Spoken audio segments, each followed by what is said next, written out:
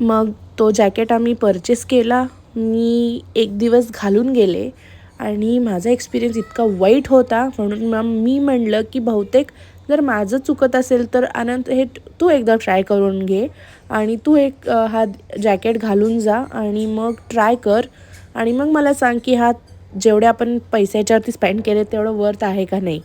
मग त्यांनी ट्राय केला आणि ऑफिसवरनं मी एक दिवशी घरी आले आणि बघितलं की हा जॅकेट एकदम असं व्यवस्थित फोल्ड करून ठेवला आहे आणि त्याच्यावर या बाबांनी फेल असं लिहिलं आहे.